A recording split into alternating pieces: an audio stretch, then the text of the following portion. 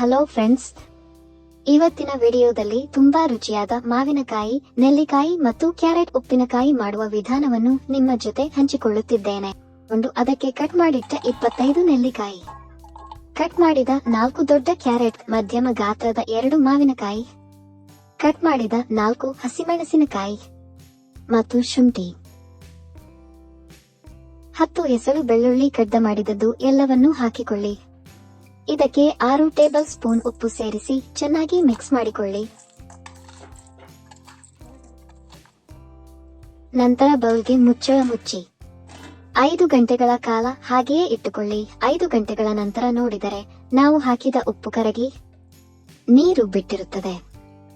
ಈಗ ಆ ನೀರನ್ನು ಒಂದು ಪಾತ್ರೆಗೆ ಸೋಸಿಕೊಂಡು ಬೇರೆ ಇಟ್ಟುಕೊಳ್ಳಿ. ಈಗ ಸೋಸಿಕೊಂಡ ನೀರು ಸುಮಾರು 1 ಕಪ್ ಇರುತ್ತದೆ. ಅದಕ್ಕೆ ಇನ್ನೂ 2 ಕಪ್ ನೀರು ಸೇರಿಸಿ ಚೆನ್ನಾಗಿ ಕುದಿಸಿಕೊಳ್ಳಿ. ಕುದಿಸಿದ ನಂತರ ಆ ಉಪ್ಪಿನ ನೀರನ್ನು ಸಂಪೂರ್ಣವಾಗಿ ತಣ್ಣಗಾಗಲು ಬಿಡಿ.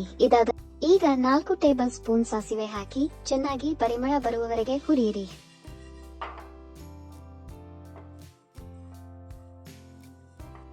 ನಂತರ 1 ಟೀ ಸ್ಪೂನ್ ಮೆಂತೆ ಹಾಕಿ ಉರಿಯಿರಿ.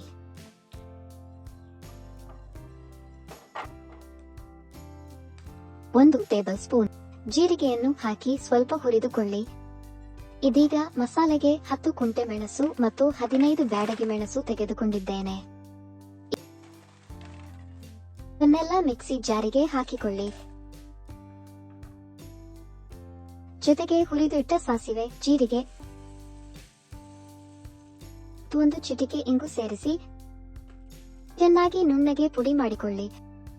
ಪುಡಿ ಮಾಡಿಕೊಂಡ ನಂತರ ಅದಕ್ಕೆ ನಾವು ತಣ್ಣಗಾಗಲು ಇಟ್ಟಿರುವ ಉಪ್ಪಿನ ನೀರನ್ನು ಸ್ವಲ್ಪ ಸ್ವಲ್ಪವಾಗಿ ಸೇರಿಸಿ ಮೃದುವಾದ ಪೇಸ್ಟ್ ಆಗುವಂತೆ ಚೆನ್ನಾಗಿ ರುಬ್ಬಿಕೊಳ್ಳಿ. ಈಗ ಈ ರುಬ್ಬಿದ ಮಸಾಲೆಯನ್ನು ನಾವು ಮೊದಲು ಉಪ್ಪಿನಲ್ಲಿ ನೆನೆಸಿಟ್ಟಿರುವ ನೆಲ್ಲಿಕಾಯಿ, ಮಾವಿನಕಾಯಿ ಮತ್ತು ಕ್ಯಾರೆಟ್ ಮಿಶ್ರಣಕ್ಕೆ ಸೇರಿಸಿ ಚೆನ್ನಾಗಿ ಮಿಕ್ಸ್ ಮಾಡಿಕೊಳ್ಳಿ. ಈಗ ಉಪ್ಪಿನಕಾಯಿಗೆ ಒಗ್ಗರಣೆ ಮಾಡೋಣ.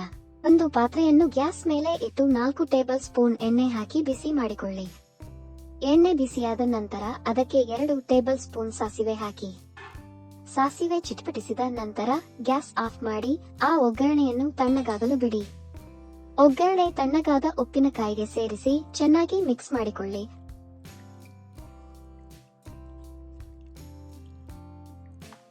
ಇದೀಗ ನಮ್ಮ ರುಚಿಯಾದ ಮಾವಿನಕಾಯಿ, ನೆಲ್ಲಿಕಾಯಿ ಮತ್ತು ಕ್ಯಾರೆಟ್ ಉಪ್ಪಿನಕಾಯಿ ರೆಡಿಯಾಗಿದೆ.